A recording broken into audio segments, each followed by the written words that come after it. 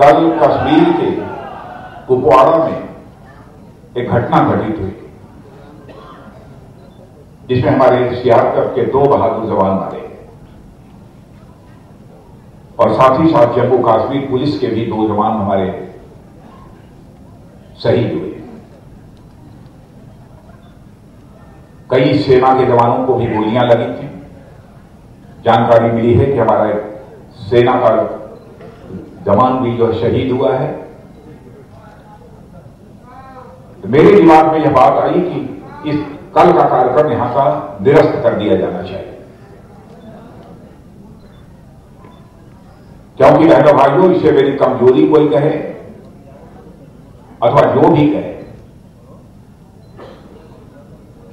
जिस सीएपीएफ, जिस फोर्स की, जिन फोर्सेस की मैं अगुवाई इस समय कर रहा हूं, मैं एक मंत्री के रूप में ही अपने को नहीं मानता हूं, बल्कि इस पूरे फोर्स के मुखिया के रूप में और उस परिवार के गार्जियन के रूप में अपनी भूमिका में समझता हूं। इसीलिए मेरे अंदर एक यह भाव पैदा हुआ। कई लोगों से मैंने राय परामर्श किया। लोगों ने कहा कि साहब, यह हो सकता है, कार्यक्रम सूचना हो चुकी है, पूरी तैयारी हो चुकी है, अच्छा यह होगा कि वहां पर कोई बहुत इधर उधर का राजनीतिक भाषण न किया जाए, जो कुछ भी बोला जाए देश के बारे में बोला जाए, देश की सुरक्षा के बारे में बोला जाए, और साथ ही साथ जो हमारे जवान शहीद हुए हैं उनको श्रद्धांजलि अर्पित की है। तो मैंने सहज रूप से अपनी सहमति दे दी और आपने देखा कि कार्यक्रम के प्रारंभ में ही यहां पर पुलवामा में जो हमारे जवान शहीद हुए थे उन्हें भी हमने श्रद्धांजलि अर्पित की है। और इतना ही नहीं, बल्कि कल कुपवाड़ा में जो कुछ भी हुआ है उसके जवानों को भी श्रद्धांजलि अर्पित की है। और आज यदि मैं चंदौली जिले में खड़े होकर भाषण कर रहा हूं तो स्वाभाविक रूप से मुझे 2 ऐसे बहादुर जवान जो इसी वाराणसी और चंदौली के रहने वाले हैं कि पुलवामा में हमारे 40 जवानों के साथ उन्होंने भी अपनी शहादत दी थी, वह भी शहीद हुए थे, रमेश यादव और अवधेश यादव।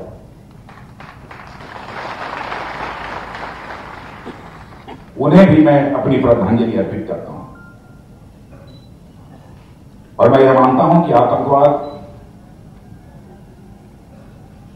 देश को ही नहीं बल्कि दुनिया को एक बड़ी चुनौती दे रहा है।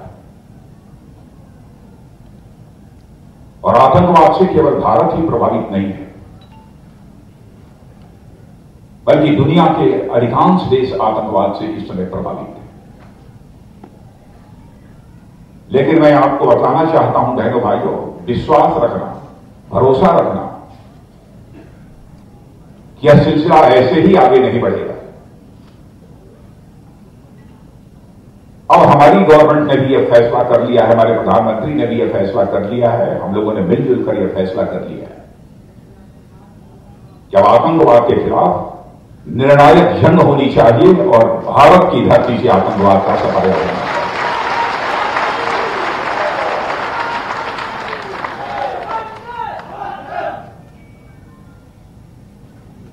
और आपने देखा कि हमारे सेना के जवान हों, हमारे सीएपीएफ के जवान, कैसी ताकत है, कैसी कुवत है। एक बार यदि सरकार ने फैसला कर लिया कि पाकिस्तान में जो बड़े किसी आतंकवादी ठिकाने पर हमको धावा बोलना है, तो इधर उधर की फिर लोगों ने नहीं सोची और वह पाकिस्तान की धरती पर जाकर एक बड़े, जहां पर लगभग 300 के आसपास आतंकवादी रहते थे, प्रशिक्षण प्राप्त करते थे, उस ठिकाने को धराशायी करने में, समाप्त करने में कामयाबी हमारे जवानों ने हासिल की। इसीलिए मैं कहता हूं कि आतंकवाद के खिलाफ निर्णायक संघर्ष प्रारंभ हो चुका है बहनों भाइयों, इसका सफाया होकर रहेगा। अब पाकिस्तान हमारा पड़ोसी देश है और आप भी जानते हैं, जो भी पड़ोसी होता है, पड़ोसी के साथ हमारे रिश्ते अच्छे होने चाहिए, बेहतर होने चाहिए। और भारत ने बराबर अपने पड़ोसी देश पाकिस्तान के साथ अपने रिश्ते बेहतर बनाने की भरपूर कोशिश की है। चाहे इसके पहले जो भी प्रधानमंत्री रहे। आदरणीय अटल बिहारी वाजपेयी जी ने स्वयं अपने प्रधानमंत्री रहते हुए भी पहल की थी और सीधे चलकर वो पाकिस्तान की धरती पर गए थे, शांति का संदेश लेकर गए थे। लेकिन यह बात समझ में नहीं आती कि हमारा पड़ोसी अपनी नापाक हरकतों से क्यों नहीं बाज आता। और कई बार हम लोगों ने कहा है, यदि पाकिस्तान को ऐसा लगता है कि उसके पास वो कुव्वत नहीं है, वह क्षमता नहीं है, वह ताकत नहीं है कि अपने देश की धरती से आतंकवाद का सफाया कर सके, तो अपने पड़ोसी देश भारत का तो सहयोग प्राप्त कर सकता है। आतंकवाद के सफाये के लिए पूरी तरह से भारत उसका सहयोग करने को तैयार है।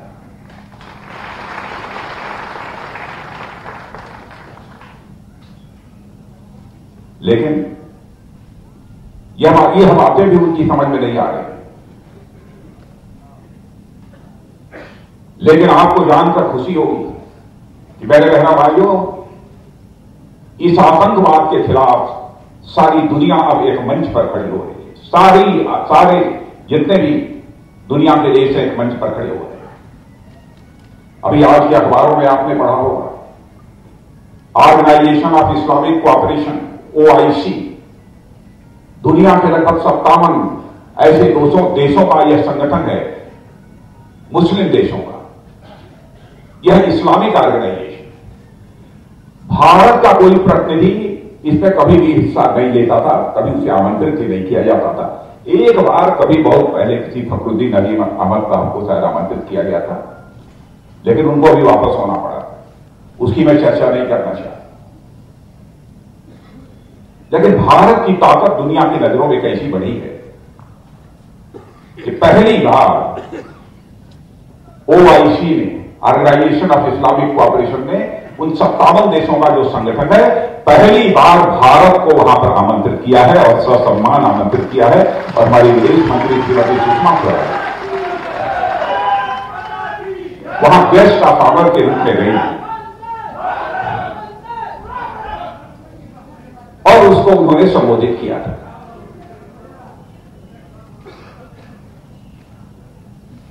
यानी हर मोर्चे पर भारत को इस तरह का कामयाबी मिल रही है और मैं मानता हूं कि यह भारतवर्ष की एक बहुत बड़ी कूटनीतिक कामयाबी है। और वही देश कामयाब माना जाता है जो युद्ध के मैदान में भी जीतता है और कूटनीति के मैदान में भी जीतता है। वही देश कामयाब माना जाता है, वही देश सफल माना जाता है। हम लोगों ने पाकिस्तान में जाकर आतंकवादी ठिकाने का हमारे सेना के जवानों ने सफाया किया और हम लोगों ने कूटनीतिक कामयाबी हासिल की। ऑर्गेनाइजेशन ऑफ इस्लामिक कोऑपरेशन, इस संगठन ने पहली बार भारत को गेस्ट ऑफ ऑनर के रूप में वहां पर आमंत्रित किया। यह हमारी बहुत बड़ी उपलब्धि है और मैं यह मानकर चलता हूं कि परिस्थितियां ऐसी पैदा होकर रहेंगी मेरे बहनों भाइयों कि पाकिस्तान को या तो खुद आतंकवादी ठिकानों का अपनी धरती पर सफाया करना होगा, नहीं तो ऐसी परिस्थितियां बना दी जाएंगी कि पाकिस्तान की धरती पर आतंकवादी ठिकानों का सफाया होकर रहेगा। दुनिया की कोई ताकत उनके को नहीं,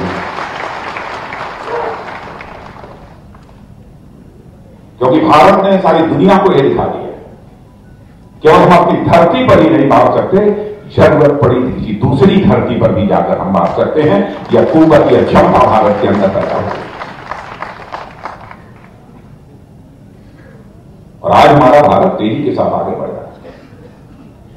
जहां तक हमारे प्रधानमंत्री का प्रश्न है, बहनों भाइयों, आप जानते हैं कितने महत्वपूर्ण फैसले उन्होंने किए जिसकी कभी कोई कल्पना भी नहीं कर सकता।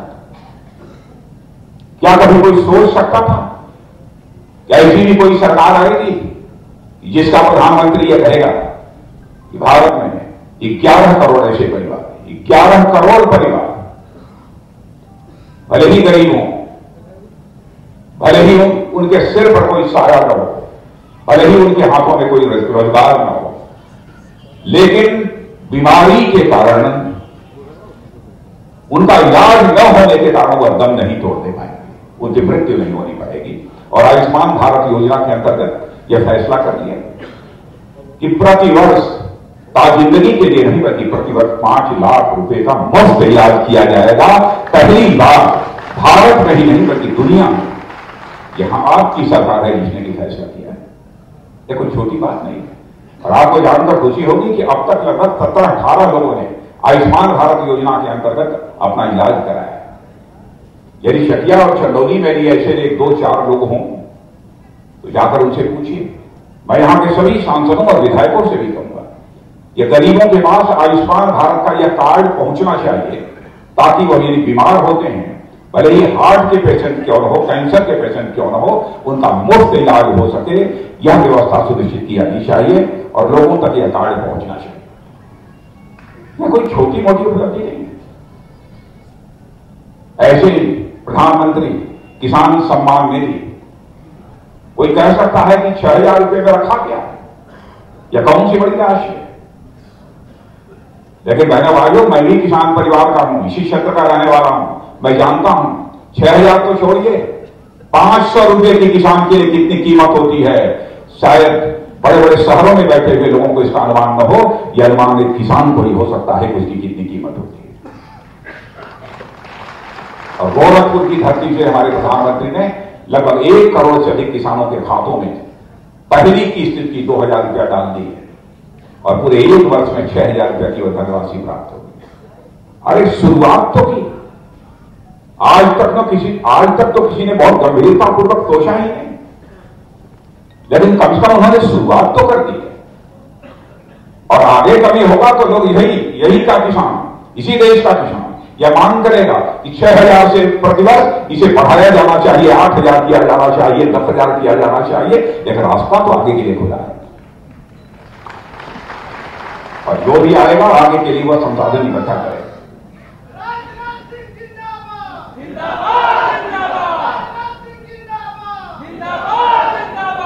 क्या कभी किसी ने सोचा था जिन परिवारों में लकड़ी जलाकर, अंगीठी जलाकर माताएं बहनें खाना बनाती हैं, 40-42 साल की आयु होते ही उनकी आंख की रोशनी कम होने लगती है।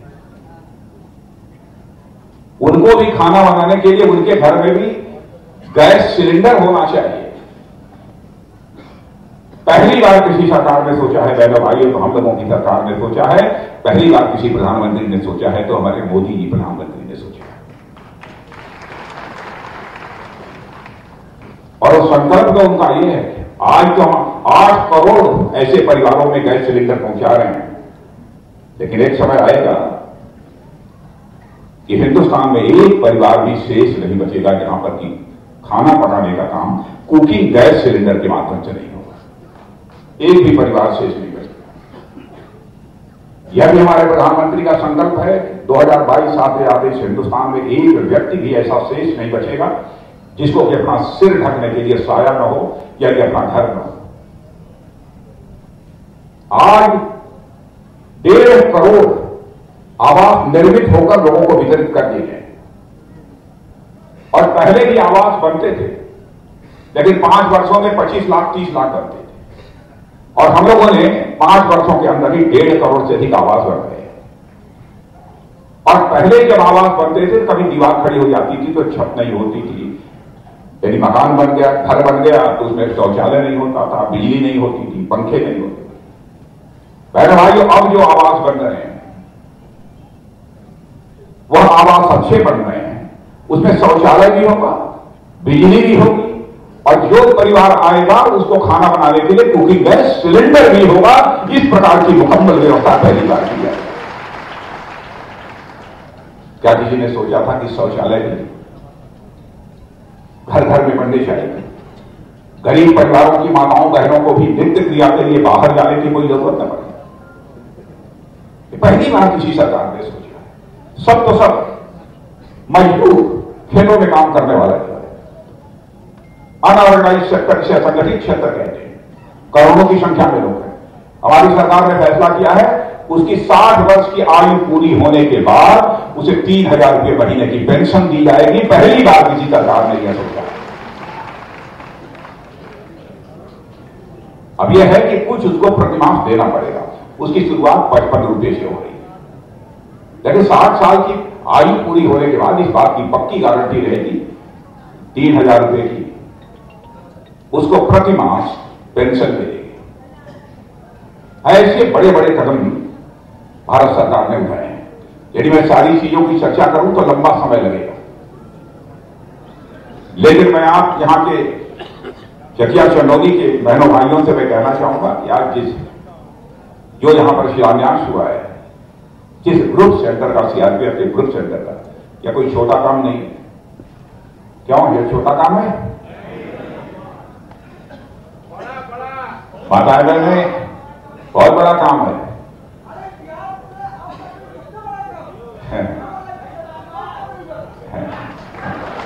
सही बात है। और आप लोगों को जानकर खुशी होगी, यह 850 करोड़ 850 करोड़ का प्रोजेक्ट है। 850 करोड़ इस धरती पर लग गया। और इतना ही नहीं, जब यह ग्रुप सेंटर चलने लगेगा तो बहुत सारे लोगों को रोजगार तो मिलेगा ही।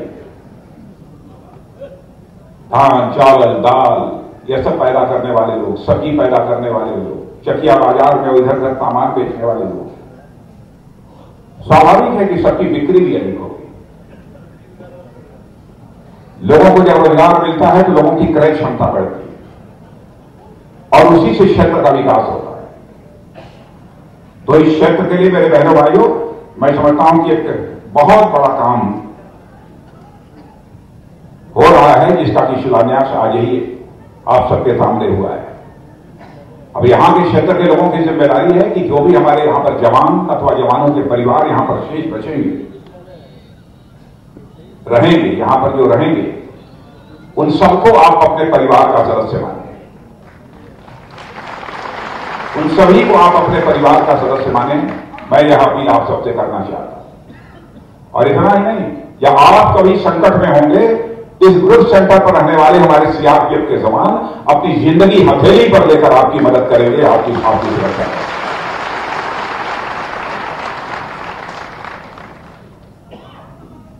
और वैसे बहुत सारी चीजें हमारे शारदा प्रसाद जी यहां के विधायक ने कही हैं। एक आदेश तो मैंने देखा, अब देखिए मैं पहले ही बता चुका हूं, हमारा काम इतना है, विधायक जी, सांसद जी लोग आएंगे, मैं टेलीफोन उठाता हूं, संबंधित मंत्री को बोल देता हूं, जरूरत होती है संबंधित विभाग के सचिव को मैं कह देता हूं सेंटर में, और फिर उसके बाद उसका फॉलोअप करना, उसका पीछा करना हमारे सांसद और विधायकों की ही जिम्मेदारी है। हां, लेकिन एक आदेश मैंने अपनी आंखों से देख लिया है। वह आदेश यह है कि जो रेलवे लाइन बनने की बात जो उन्होंने शारदा प्रसाद जी ने कही है, उसके सर्वे का आदेश हो गया है।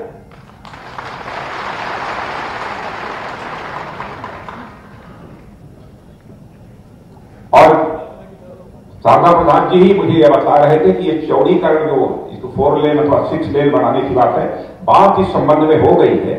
अब इसमें आदेश हुआ है कि नहीं हुआ है, शारदा प्रसाद जी ही बता सकते हैं, क्योंकि मैंने भी प्रत्यक्ष अपनी आंखों से देखा नहीं है, इसलिए उसके बारे में सीधे नहीं कहूंगा। लेकिन वो बता रहे थे कि शायद इस संबंध में आदेश हो गया है। जब आता हूं तब शुरू कर देते हैं। बाण सागर परियोजना के बारे में भी सिंचाई मंत्री से बात हुई है, और सिंचाई मंत्री और सचिव दोनों थे।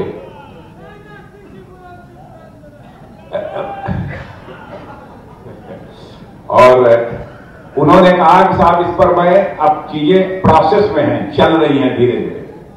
तो मैं समझता हूं कि यदि मंत्री ने कहा है कि प्रोसेस में चल रही है तो यह काम भी पूरा होगा। एक और मांग जो यहाँ के विधायक और यहाँ के सांसद, अरे इंटरकालक है ही क्या, और या कि चकिया नगर पालिका होनी चाहिए।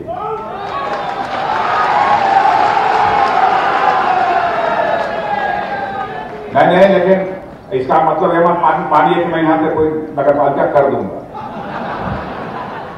अब मैं झूठ नहीं बोलता, मैं जिस क्षेत्र से चुनाव लड़ता हूं मेरे बहनों भाइयों, वहां भी मैं नहीं कहता हूं कि मैं सांसद बन गया, मंत्री बन गया, मुख्यमंत्री बन गया तो आपके लिए करा दूंगा। कभी नहीं कहता हूं, और आप लोगों से कभी नहीं कहा। हाँ, यह बात यहाँ के विधायक शारदा प्रसाद जी, छोटे लाल जी, इन सब सारे लोगों ने मेरे संज्ञान में लाया है। डॉक्टर महेंद्र नाथ जी पांडे, इन्होंने भी कहा। अब कहा है तो निश्चित रूप से इसके लिए मैं प्रयत्न करूंगा, और प्रयत्न करूंगा तो क्या होगा कि आप लोग खुद ही जानते हैं, कोई बताने की जरूरत नहीं, लेकिन मैं प्रयत्न करूंगा। और हॉस्पिटल तो यहां का ठीक ठाक चल रहा है ना? नहीं चल रहा है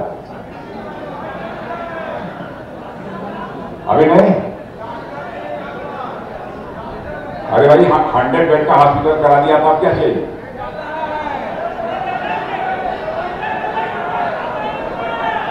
अगर चलिए मैं ये अच्छा डॉक्टर नहीं है, अगर चलो चलिए क्या विधायक जी से बात करेंगे, विधायक जी या सांसद जी से मैं पूछूंगा क्या है, कैसे, जो भी करते बनेगा मैं इसको देखूंगा। और आप लोग तो सब मजे में हुआ कि नहीं हुआ?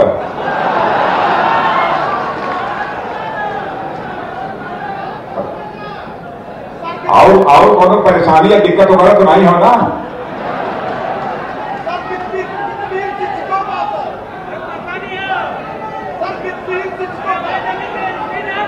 आजा मीटिंग समाप्त हो जाएगा, उसके बाद थोड़ी देर हम यहाँ रुका, उसके बाद तो हम इससे बात करेंगे।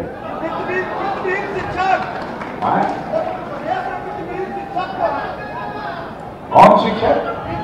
अच्छा चलो, वित्तविहीन शिक्षक। मुख्यमंत्री को मुख्यमंत्री से बात करनी पड़ेगी। अरे हमसे कहने से मुख्यमंत्री जी करेंगे जी। अच्छा, और सब ठीक ठाक है ना? अच्छा मेरे बहनों भाइयों, एक बात सुन लो।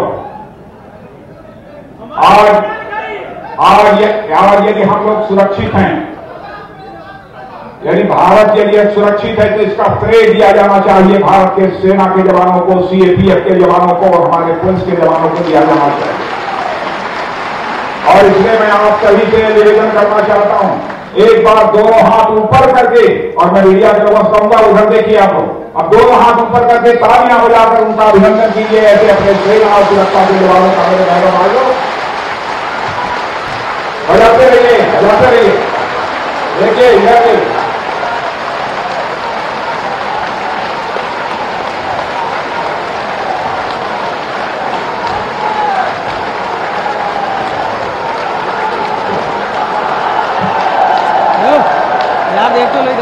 बोलिए भारत माता की।